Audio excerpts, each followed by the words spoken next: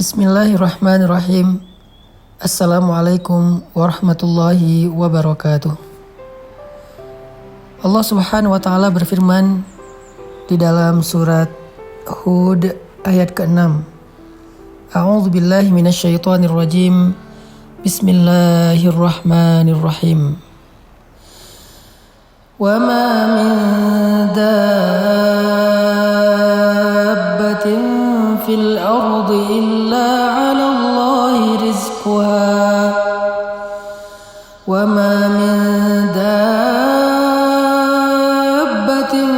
fil ardi illa 'ala Allahi rizquha wa ya'lamu mustaqarraha wa mustawda'aha kullun fi kitabin mubin.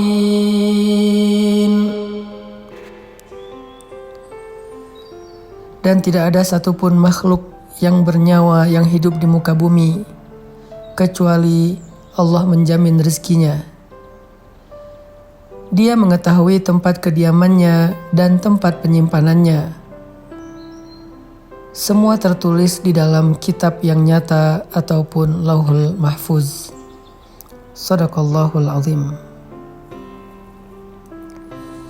Ayat ini adalah salah satu di antara ayat yang mengajarkan kita tentang iman terhadap rububiyahnya Allah Subhanahu wa taala. Rububiyah berarti Allah lah yang mengatur segala sesuatu dalam kehidupan di langit dan di bumi, dan Allah sebaik-baik yang mengatur. Rububiyah berarti Allah lah yang berkehendak dan menentukan segala sesuatu dengan kehendaknya, dan Allah Maha Adil dalam segala ketentuan yang Allah kehendaki. Rububiyah juga berarti Allah lah yang menentukan rezeki untuk setiap hambanya. Allah tidak pernah zalim untuk mengurangi satu butir beras pun dari rezeki bagi hambanya. Sehingga ketika kita belajar rububiyah Allah di dalam surat Hud ayat ke-6 ini, harusnya kita selalu percaya bahwa rezeki kita tidak akan pernah tertukar dengan orang lain.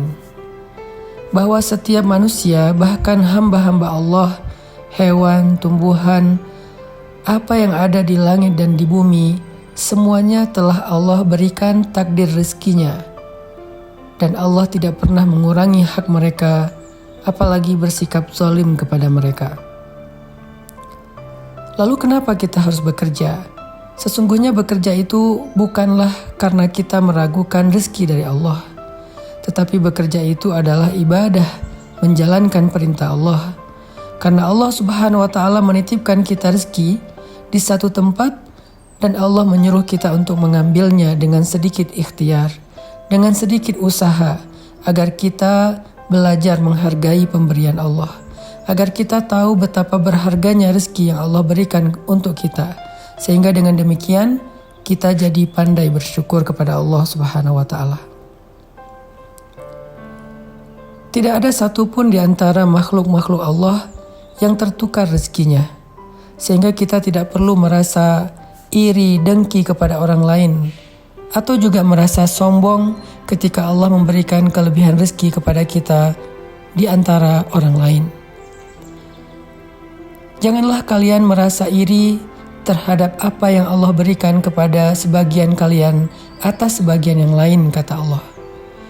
Tidaklah seseorang iri kepada rezeki orang lain, karir orang lain, kehidupan orang lain, kecuali dia ragu terhadap keadilan Allah Subhanahu wa taala.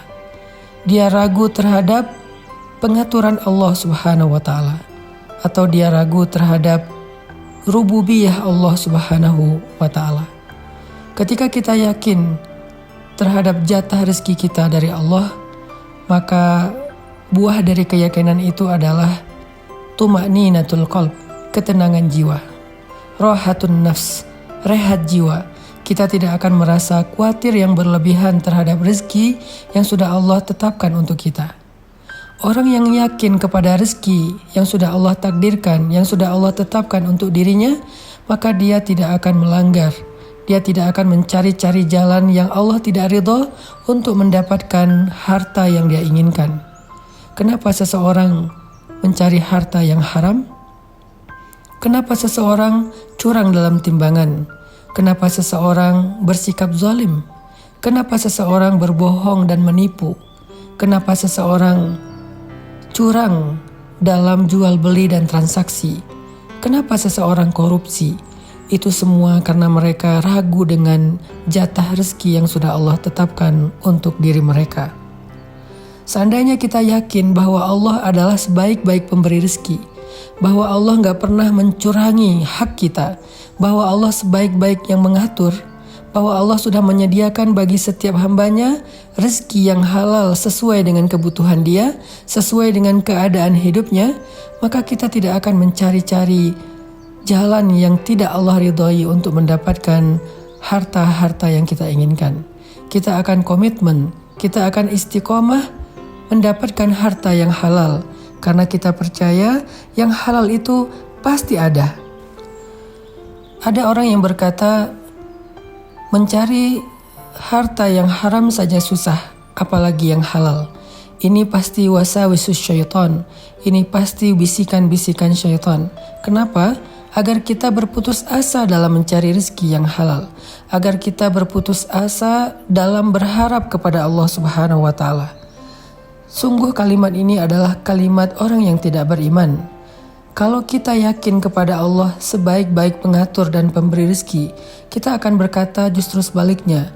Rezeki yang halal itu mudah, justru harta yang haram itu yang susah. Sesungguhnya rezeki yang halal itu pasti, yang haram itu yang tidak pasti. Kenapa pasti? Karena Allah yang menyediakannya untuk kita. Wa ma min dabbatin fil ardi illa 'alallahi rizquha. Allah yang menjamin rezekinya. Falimal ya's. Kalau begitu kenapa kita berputus asa? Kenapa kita mengeluh? Kenapa kita berhenti berikhtiar? Kenapa kita tidak lagi istiqomah? Kenapa kita melenceng dari jalan Allah? Kalau kita yakin bahwa Allah telah menyediakan jaminan rezeki kepada kita semuanya. Orang yang yakin dengan rezeki di sisi Allah juga tidak akan bersikap kikir dalam mengeluarkan hartanya fi sabilillah. Sebagaimana Nabi bersabda, demi Allah tidak akan berkurang harta karena sedekah. Justru sedekah yang dilakukan karena syukur akan menambahkan kebaikan setelahnya. La in syakartum la azidannakum. Kalau kalian bersyukur, pasti aku tambahkan untuk kalian.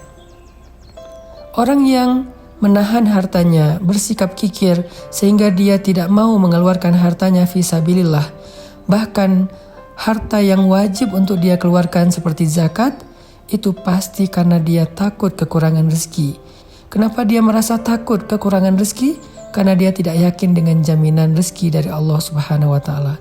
Maka dalam ayat ini kita belajar bahwa sesungguhnya Allah Subhanahu wa Ta'ala telah menjaminkan untuk kita rezeki yang halal, maka jangan pernah mencari-cari cara yang haram untuk kehidupan kita.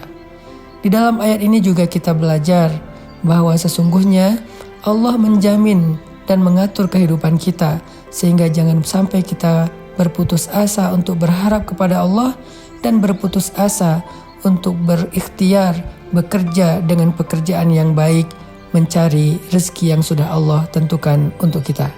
Mari kita belajar dari ayat ini agar kita lebih istiqomah, agar kita lebih tumakninah, dan agar kita semakin kuat bertawakal kepada Allah Subhanahu wa Ta'ala. Barakallahu fikum.